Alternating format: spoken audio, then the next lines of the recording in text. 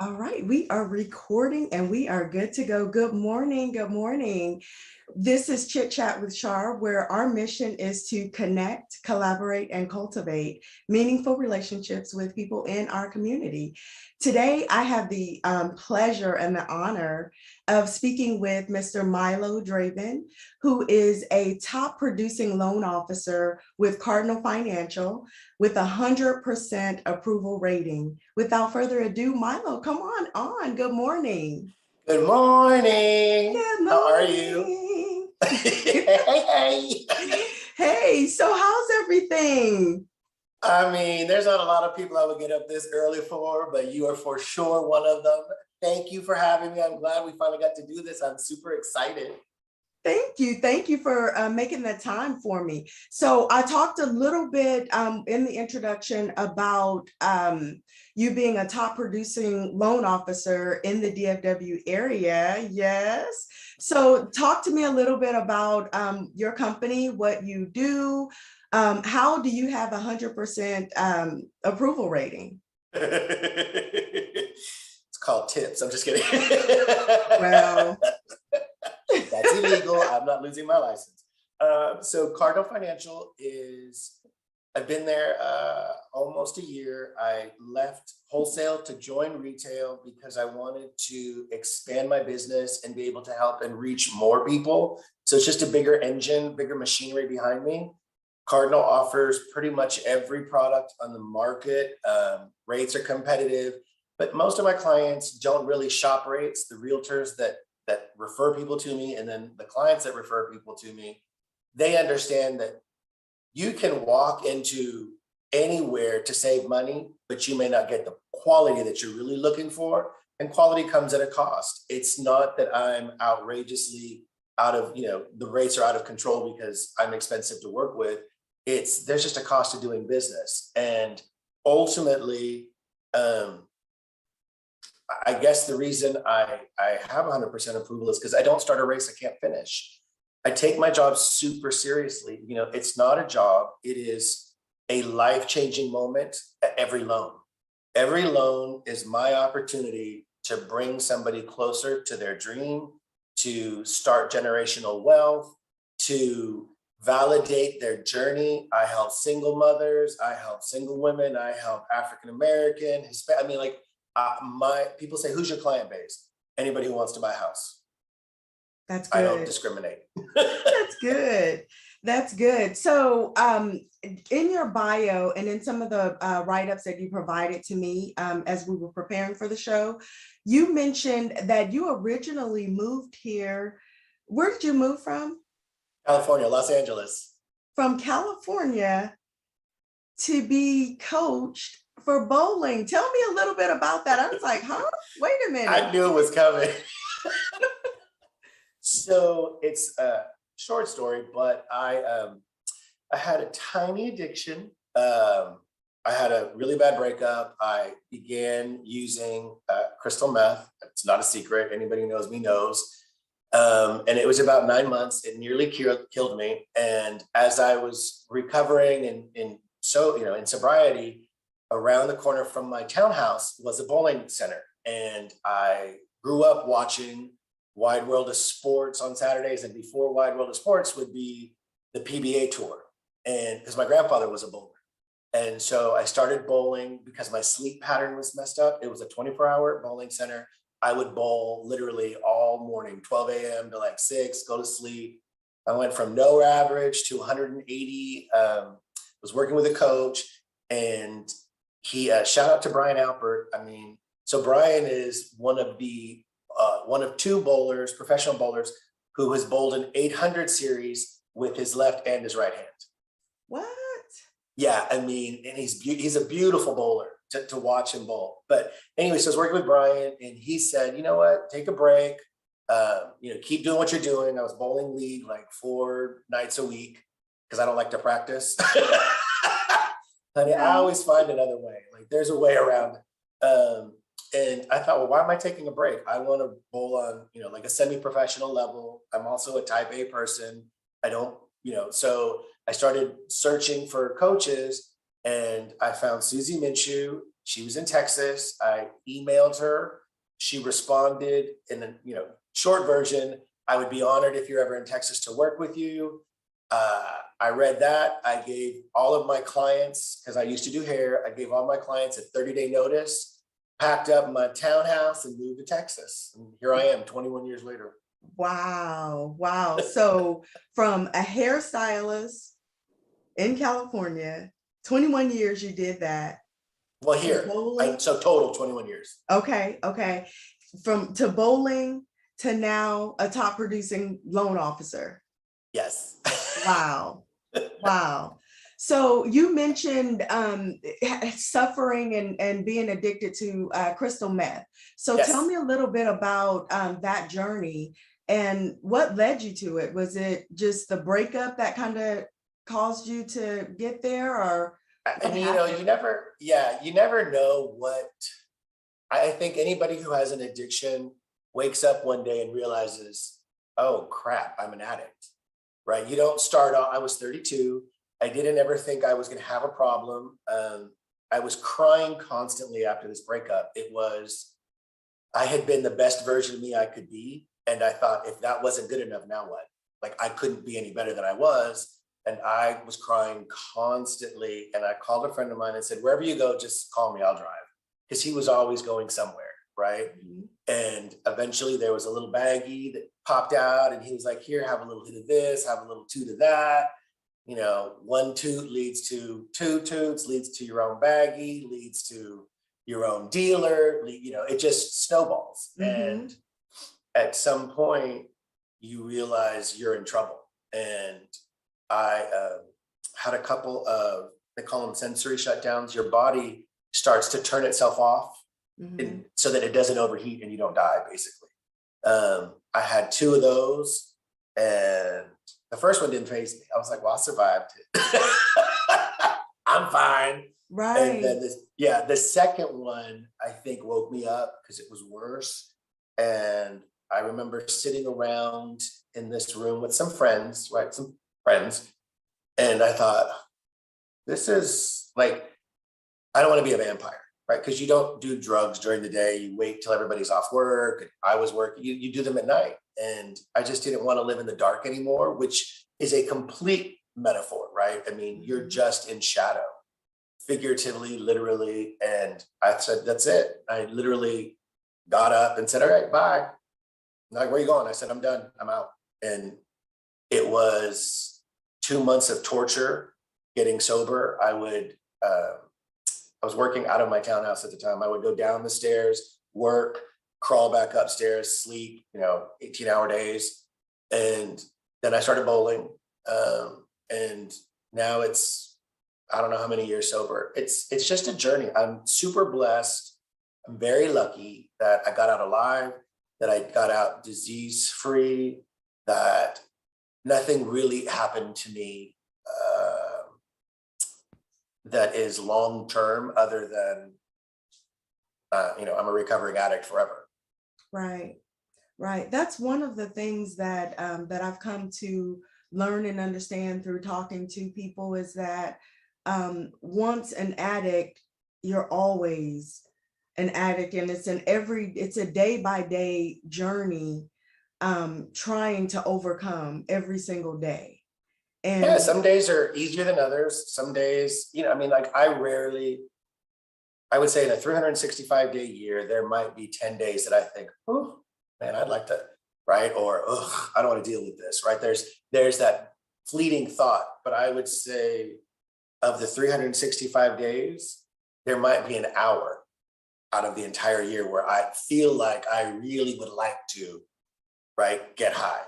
Yeah. There's enough space and time from that iteration of who I was and that version of my life that I know there's no going back, and going back is a death sentence. I worked too hard to get this far to throw it away for 30 minutes of whatever, right? It's not worth it. It just isn't worth it. And I have friends, acquaintances that are still struggling with addiction. I mean, relapsing constantly, and I feel for them. And it's, everybody's journey is different. Everybody's damage is different. And I pray every night for everyone that I know. You know, part of my prayer is, and I pray for everybody that I know and I love and everyone I've ever come into contact that is struggling for their happiness and their peace. And I think it's important, try not to cry. It's important as a society that we stop stigmatizing people and start trying to understand and accept and support. Right, right. The stigmatizing thing, you mentioned that. I think that part of the reason why that is sometimes we just don't understand it. And when we don't understand something versus trying to understand, we want to throw it away. I don't want to deal with it because I don't completely understand it. Or you know, talk badly about, you know, put yourself in a you know, this situation. And I can't tell you how many times people say, oh, well, you have pretty teeth, you have a great smile. Okay. I mean, I get that a lot of people who, you know, have used meth lose their teeth, blah, blah, blah, blah, blah. But, you know, that's like someone saying, oh, can I touch your hair? No. Like, no. Don't touch my hair. It's not okay, right? People don't understand the ignorance and the insult a lot of times, right? And it's a tough situation to create boundaries when you're, you know, a woman of color, a man of color, a gay man, a recovering addict. Boundaries are not easy to establish because as a society, we're selfish. We think we can do and say whatever we want. Like, what, we have to wear a mask? No.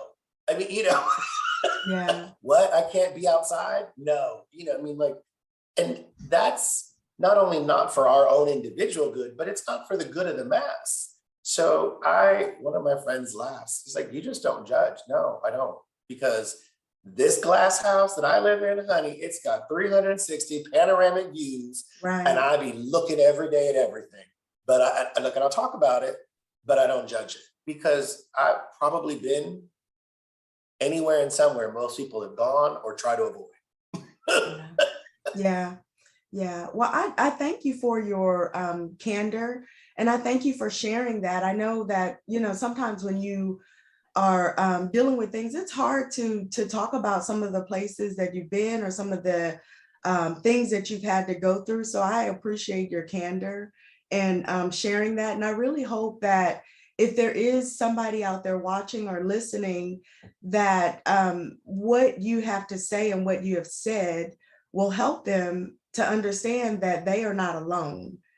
No, they aren't. And I'm going to cut you off. I'm sorry. And, you know, no, I think okay. you've seen them. You know, I do Mondays with Mylo and I do it live on Facebook.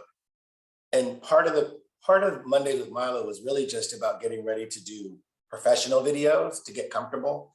And it turned into this whole different thing. And people will constantly, not constantly, but I get emails and messages a lot that say, thank you for covering that. I felt like you were talking to me tonight. I didn't know I was the only one, you know, wasn't the only one. So I think for me, because of where I've been, it's super important for me to be a voice. It doesn't, I don't know who hears it because not everybody will interact, but ultimately I don't want anyone to feel like they're alone. I don't want anyone to feel like they need to be ashamed of who they are or where they've been. We all have skeletons and none of us are perfect. So live your life, do the best you can. And, you know, sometimes we slip and just get back up. I mean, look, I've been battered and bruised, honey, and I'm still here. So we're tough and people just need to realize there's another side. On the other side of the darkness is a whole life you can't even imagine. Like I couldn't imagine the life I live now 15, 20 years ago. I wanted it, some version of this, but I couldn't have imagined this. So I'm super thankful. And you just got to plug away at it. I love it. I love it. So let's talk about your journey with mental illness. I know that I've seen several of your posts, your Facebook posts, where you have talked about it. Let's talk a little bit about mental illness. Yeah, so I'm not sure what came first, the chicken or the egg.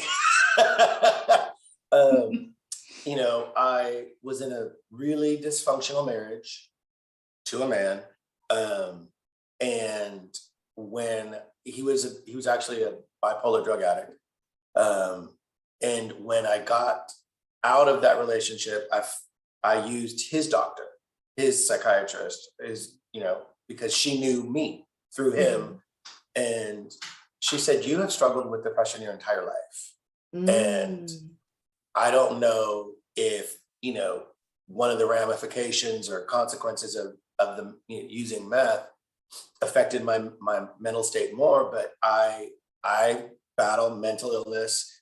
I talk about it constantly, again, for the same, not constantly, but I talk about it openly because we don't talk about it. And it was a journey for me to even say, so I battle, with mental illness. I don't like to say I suffer from it because I'm not a victim. And for me, I call it the slide. There's a moment where something triggers me and sometimes I catch it and sometimes I don't. And then I realize I'm Yes. and it's like, and once you're sliding, it's hard, it takes a lot of energy to stop that and back, climb back up. There are days that I can't get out of bed. There are days I just look at my phone and I don't want to answer it. But those days are filled with battles of, you got to pick up the phone. People are depending on you. You've got to pay rent. You've got to, it's a struggle. And it was a struggle getting my mom to accept it, and my friends to understand it.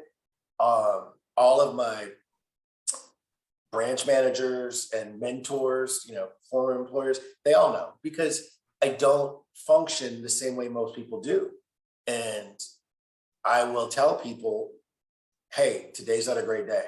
And they will, then they know. They know, okay, hey, let me look out for him. Right. I talk to my therapist monthly. I'm on I always call it Trintellix, but I think it's called Trintellix. And I take a prescriptive dose of methylfolate, which I think is hilarious, right? No, it's not bad. Right. Why would Same they even name prefix, it that, different right? effect. It's basically a medicinal B12. It goes straight into your brain and picks me up. And the Trintellix, for anybody who wants to know about Trintellix, there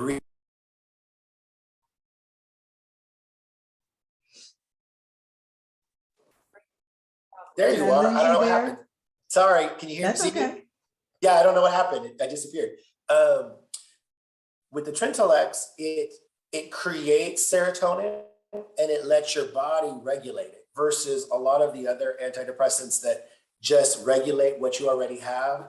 I happen to be serotonin deficient, so my body regulates it, and the Trintellix helps create it, and it works for me. I've had a few friends and clients talk to their doctors about it. Look, I'm a big proponent of medication, but not being medicated. There's a Right. difference. I understand. And for me, that was part of my journey.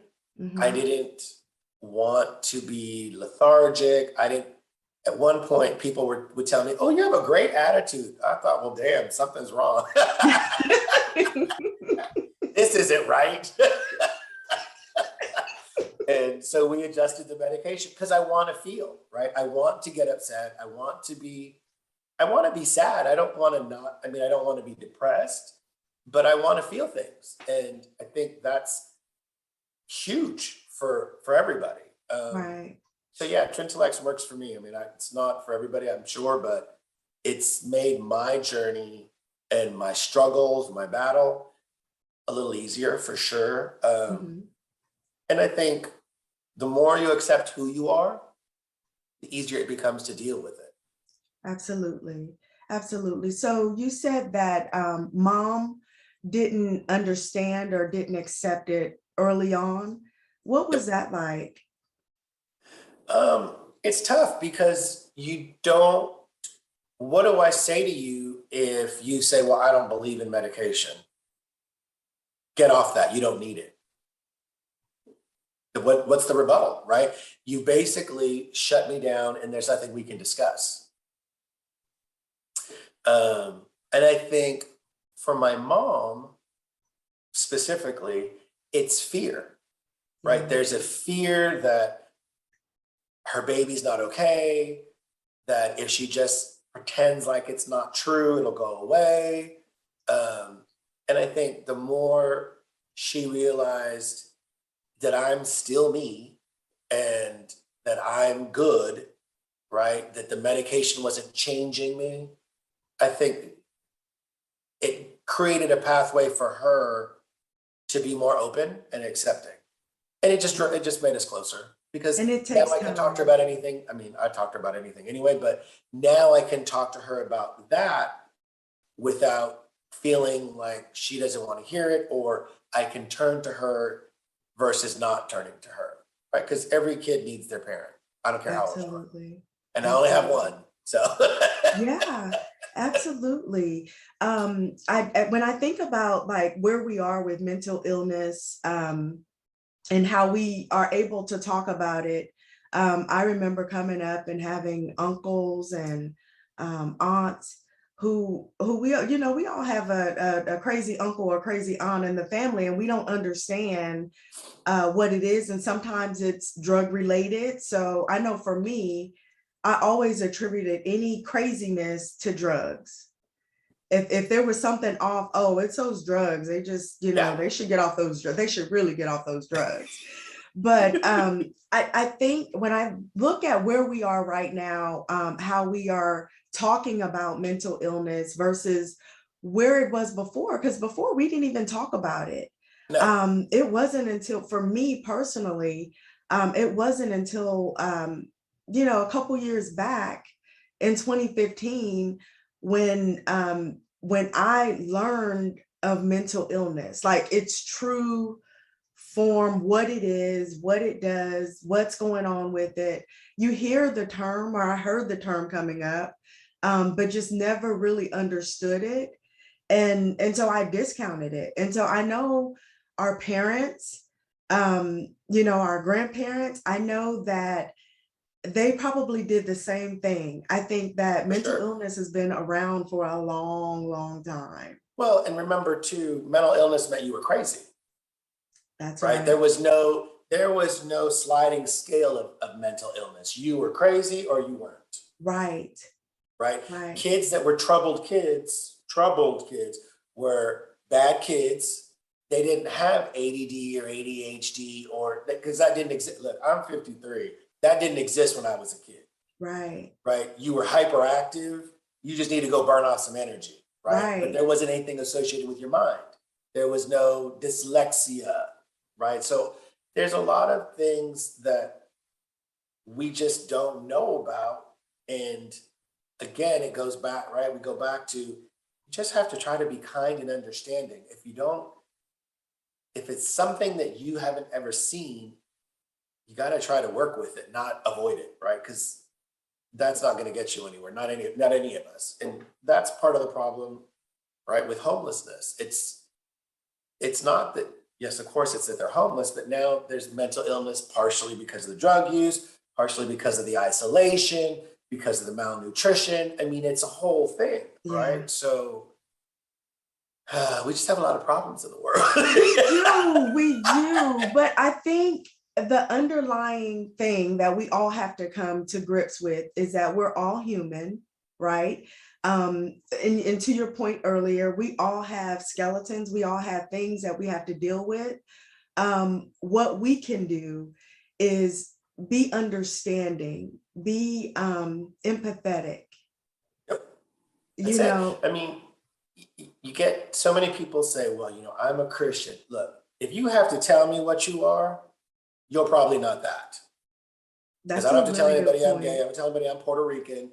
You don't have to tell anybody you're African American. I don't tell anybody I'm kind or nice. Hi, I'm Mylo, I'm nice. Right. If you have to announce something, honey, you're not that person. I'm gonna need you to stop announcing it and start showing it. Right. Less talk, more action. Less talk, more action. I love it. That is a tagline. Okay, Less that's a talk, bumper sticker. exactly. And more action. I love that. So let's transition a little bit. So Yeah. we have talked about so much in just 30 short minutes. What are you passionate about? Because I see you on Facebook, I see you doing different things, and oh my God, you are just so passionate. So what is it that you are just truly passionate about? Life. I'm passionate about life. I mean, look, I love cake. Honey, Me too. look, if there's some good cake, I'm passionate about cake. Seriously. Cake is love. But ultimately, I'm passionate about life. I'm passionate about the betterment of people. And that falls into so many different things, right? Like, I believe in self-care. I believe in rewarding yourself, which is very different than self-care, right? Self-care is about internally feeding your soul and healing yourself. Rewarding yourself is about recognizing you did a good deed or a good job. Like, you already know, I don't have a problem buying myself something. It's also because I worked hard. And I tell this to people all the time. If you're not your number one fan, you don't have one.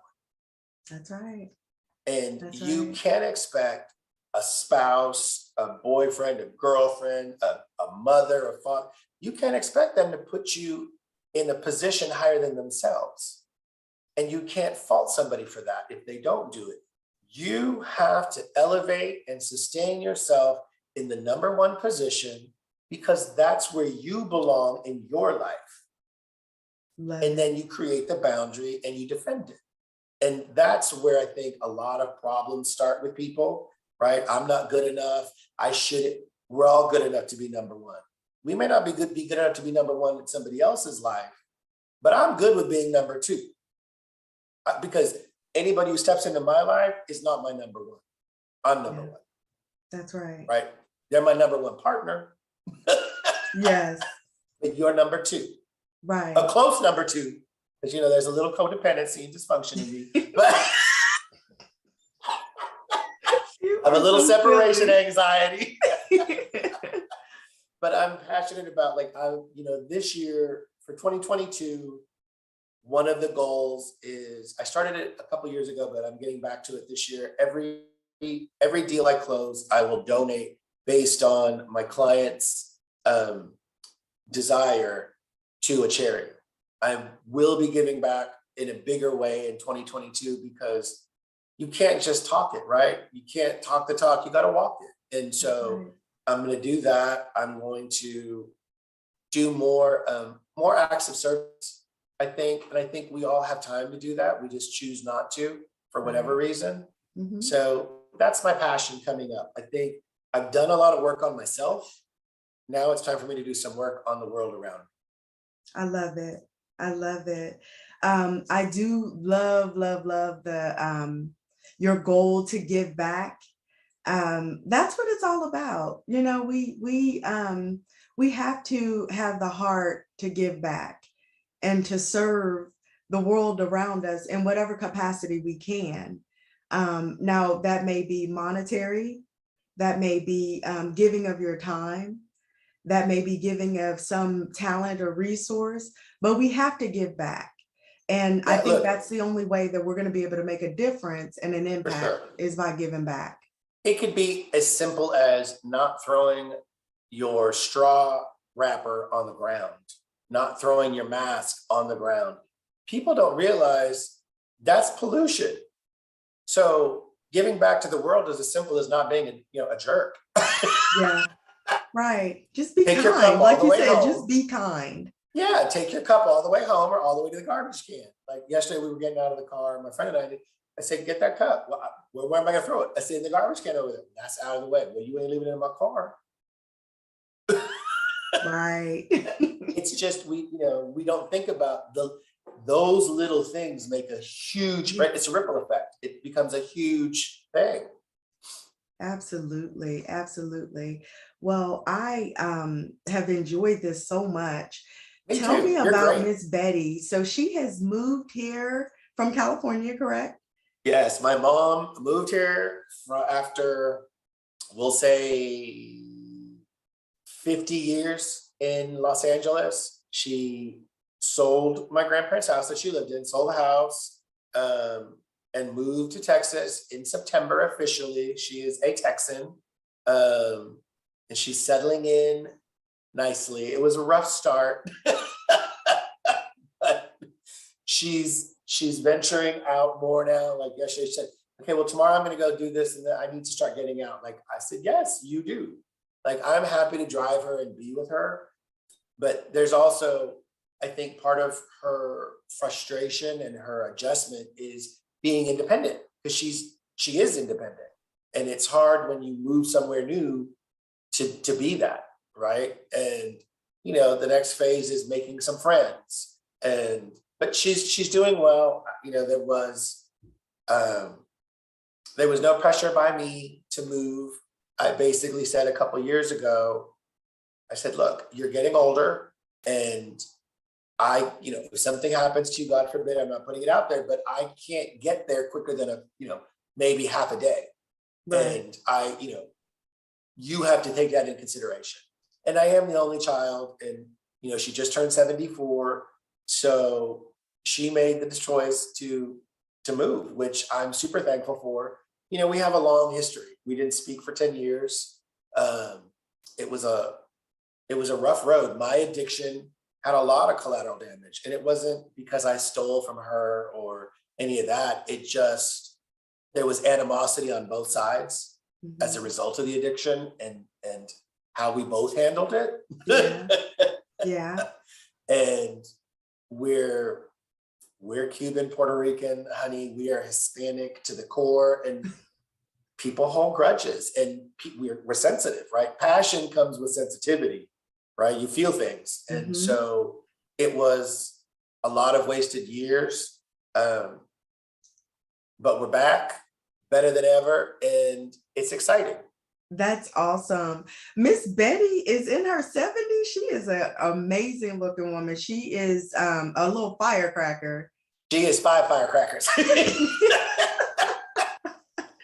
I love it. I love it. So I'm sure that's awesome having mom closer to you. I'm so glad that you guys have been able to rekindle and restore your relationship, and just getting through the addiction, and like you said, the animosity that you had because you both handled it in a different way than maybe each of you thought it should have been handled. But I'm For sure. glad to Look, see yeah, that you for guys sure. are People back. make mistakes.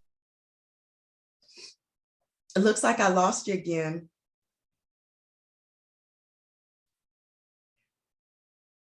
I'm Are you back. back?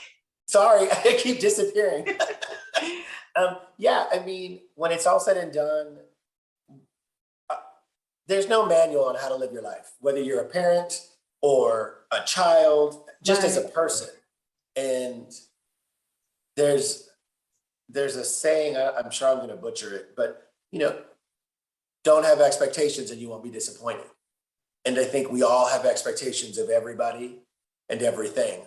And that's one of my mantras, as I finish this year and head into next, like, don't have expectations. Yeah. And once you sort of release that, then it's, you're in a better space. And Right. she and I are in a great space. We've had conversations that I never thought we would have. Um, we're just so much closer than we ever were. So you hate that that's what it took, but I wouldn't change a day of my life, because it's where it got me to where I am now. Yeah. And I don't know that having it any easier would have been better, right? It's just because you don't know who you're going to be if your life is different. So I wouldn't change anything, honestly. That's awesome. I mean, I just love your candor. I love your openness. Thank What you. about growing up as an only child? How about that? What was that like? I mean, look, my mom always said she stopped at perfection, and Oh, I robbed her of everything. She said, "I gave you everything. I have nothing." that sounds like something a mom would say. Yeah. Growing up as an only child was interesting because you don't know what you don't know. And I didn't, I was also, with a single parent. I never missed having a father because I didn't know what having a father was like. Um, there were days that I wished I had a sibling because sometimes you're lonely. And before we went on Kim, I told you when I was 4 or 5, every day for probably months, I would ask my mom for a twin. Mommy, I want a twin. Mommy, have a twin. Mommy, have a twin. And finally one day she just lost it. She's like, I can't have a twin. You're so stupid. Like, stop And asking me. I was literally heartbroken because I thought two of me was going to be amazing. And I didn't want a brother or sister, honey. I wanted another me. Right, So a that should clone, tell right, you a exactly twin. what it's like being an only child. That is hilarious. I That's don't know where that hilarious. confidence went, but I'm on the road back to it. Good deal. Good deal. Yeah. So I think because of who my mom is and who my grandparents were, I wasn't spoiled. I didn't grow up getting everything I wanted. And I started working when I was 13 years old. I went to boarding school, I went to private school, but on scholarships. I had a conversation with somebody last month, and this person said to me, you live a very privileged life. And I think that I identify with the African American culture way more than you do. Mm. This is from a Caucasian. Oh, okay. Okay. So after I picked my jaw up off the floor and my mind brought me back to this reality that I was now in, this alternate universe, what I said to him was this: it doesn't matter what anybody says about color, because unless you're colorblind, I am a man of color. Mm-hmm. Every opportunity that I've had, I have not wasted. I have made mistakes for sure, and I have made my life more difficult than it needed to be. Mm-hmm. But we all have opportunity, and every opportunity leads to another opportunity. And if you do not maximize opportunity, you cannot cry, piss, or moan about somebody else's life. Yeah. And Yeah.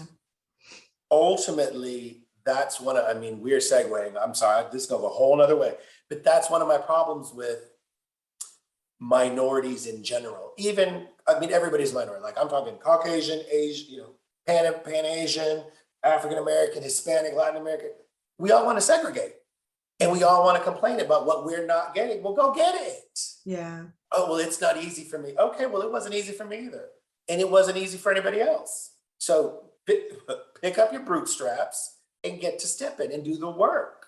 Right. It's not easy being a broker of multiple, offices and hundreds of agents. It's not easy being a gay man of color in a predominantly Caucasian industry. Yeah. I'm not Black enough or Hispanic enough for the two cultures that I identify with the most. Right. And I'm sure as hell not white enough. Yeah. So where do I belong? Right. And if I focus on that, then I belong nowhere and I get nowhere. Yeah. Well, I agree with you. I think that we do put a lot of focus on a lot of different things that prevent us from being who we need to be or where we need to be, because there is a lot of focus on different areas. But I just think that the bottom line, the core of every single thing that we have to deal with is that we're all human. We're all human, and we all need to acknowledge that first, instead of color, race, what religion you identify with, all these classes and tags that we put on each other to, like you say, segregate or put each other in boxes. Yeah. Let's just deal with the fact that we are human. We all have goals and aspirations. And the very, very bottom line is that we all want the same things. If you start to peel back the layers, we all want the same thing. We want to be safe.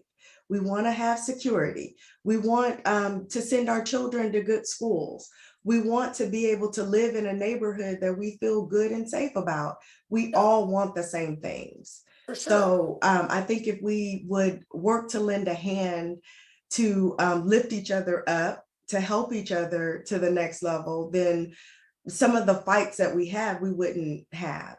And I know that, this is a discussion that can go on and on and on. There's so many different layers to it.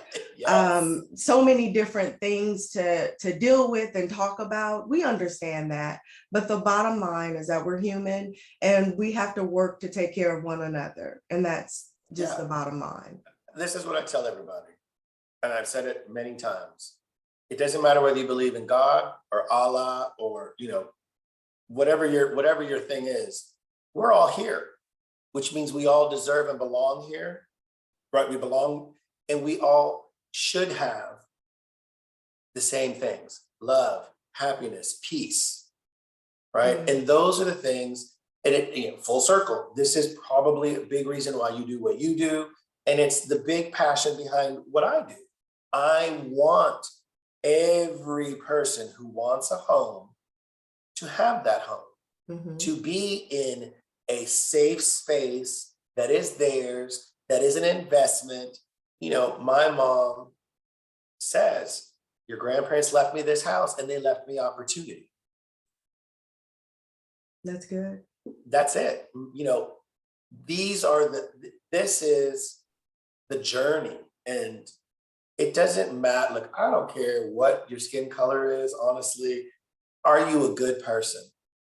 Yeah. And you don't have to tell me if you're a good person. I will know within 30 seconds of you opening your mouth, you're a good person or not.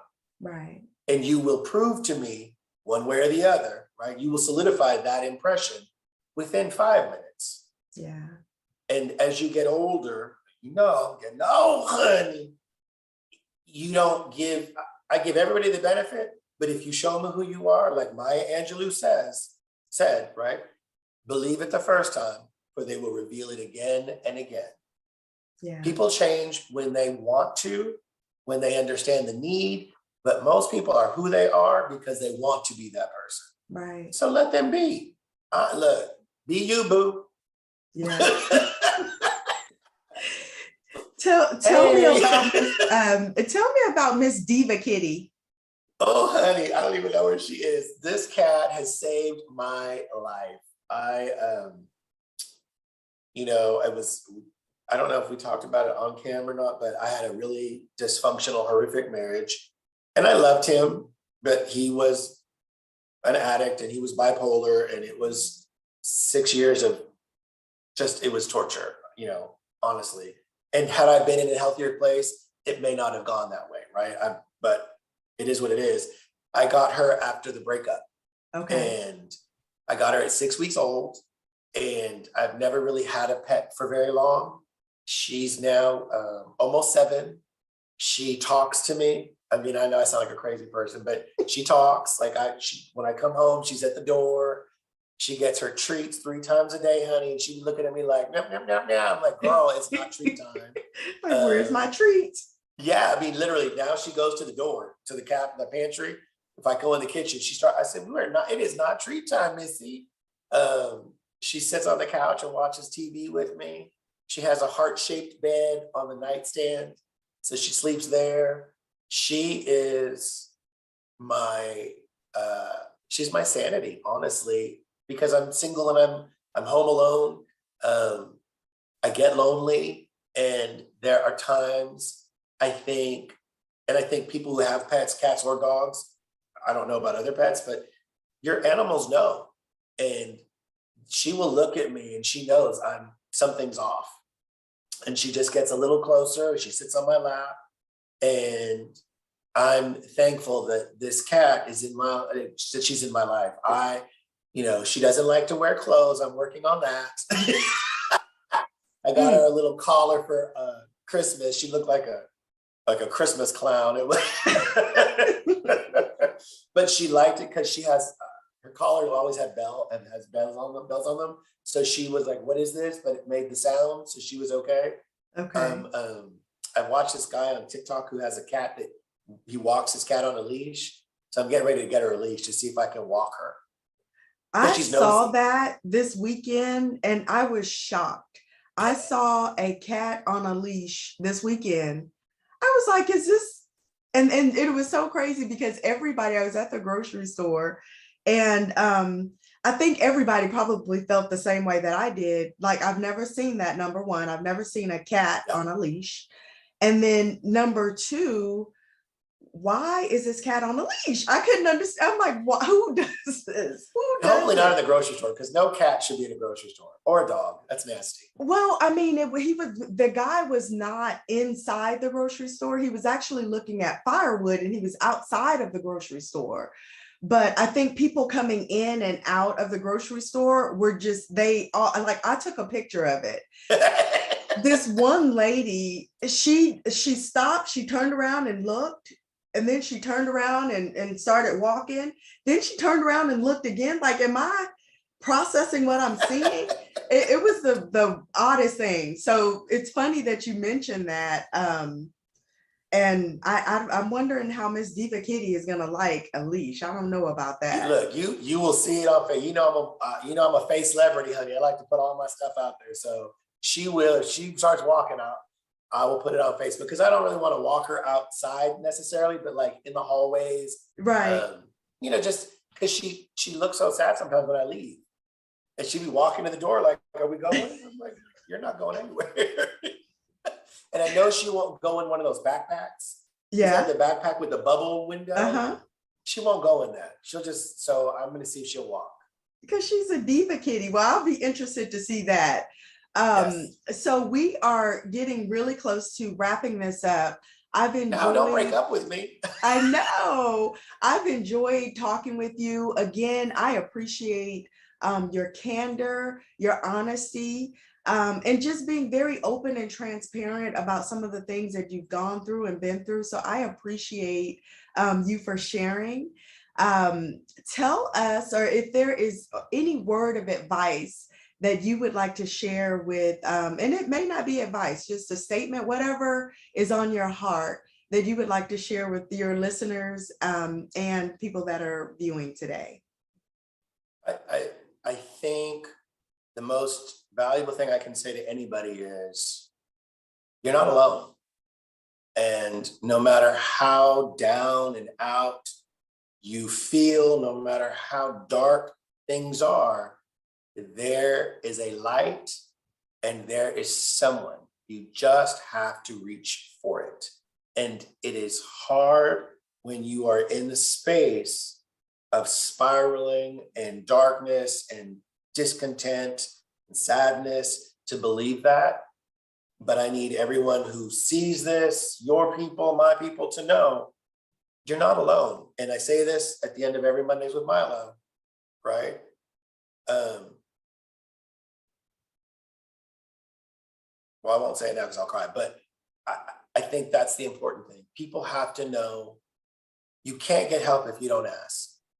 And you will be okay if you ask. There will be somebody who will be the litmus, the spark for you to change your life. I had one person that changed my life. We're still super close. And I will say this, it is always for the kindness of strangers. Don't rely on the people that know you the best to help you because they're the ones who are judging you or they're scared of it because it's too close to what they're going through. So they're going to avoid you. It's going to be the people who don't know you that well who end up being your support system. And it's not a personal thing, right? It's just the way people are. And I have a really good friend who apologized after some stuff I went through. She said, "I'm so sorry, I didn't know what to do. I just couldn't watch it." I said, "It's okay. It's okay." "No, I feel bad." I said, No, it's okay. Like, I'm past it. I get it. And I think that's when you're in a dark space, there's a lot of blame.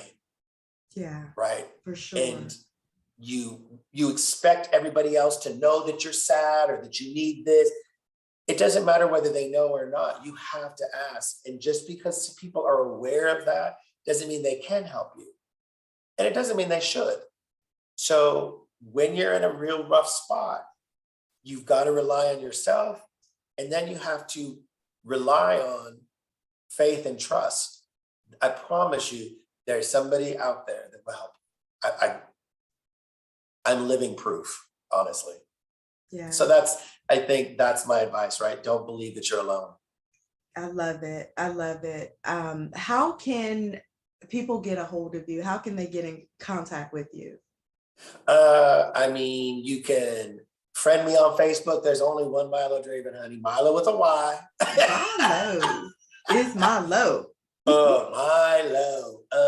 You can email me, like it's mylo.draven@cardinalfinancial.com. I think on my Facebook profile, my phone number's there. Look, you can Google me and literally I come up. Mondays with Mylo is on Facebook every Monday at 6:30 Central. I'm easy to find. Look, ask Charmaine ask Char how to get a hold of me, honey. She'll tell you. I mean, and I'm here for it. I'm here for conversations. I'm here loans, life, whatever. I love it. I love it. The next time I see you, I want some cake. Okay. You posted some cake on your Facebook page, and I'm like, oh my God, I need that cake in my life. Okay, I will bring you some for sure. Yes. My friend, the bakery, honey, her cake is everything. Yes, it looks so good. I have people who literally work with me because they want the cake. Yeah. And I had one client tell me, do I have to share the cake? I said, well, you're married. So she said, well, can you bring him cupcakes instead? So I brought her a cake and him a half a dozen chocolate cupcakes. Wow. Wow. So that's some good cake. I've had people cut the cake while they're at closing because they're hungry, they want it. Yeah, the cake is, I get text messages after, oh, this cake was great. Yeah, honey, you already know, I don't do anything, honey, half step. I love it. I love it. I'm here for it all day. Well, we are going to wrap this up. Mylo, thank you so much for spending some time with me today. No, thank you for having me. Thank you. Thank you. And again, I appreciate your candor. I appreciate everything that we've talked about today. And I really hope that somebody will be touched or moved by what you've had to share with us on today. And, this is what it's all about. This is the whole premise of Chit Chat with Char, is to connect, collaborate, and cultivate meaningful relationships while getting to know people on a deeper level. We see you, Mylo, on Facebook, and I'm sure that there are people that did not know that there were so many different levels to you and to who you are. So I appreciate you for sharing on today. This has been Chit Chat with Char, and I appreciate you guys for tuning in on today. And we look forward to seeing and talking to everyone on next Wednesday at 9 a.m. Central. Thank you. Happy New Year. Happy New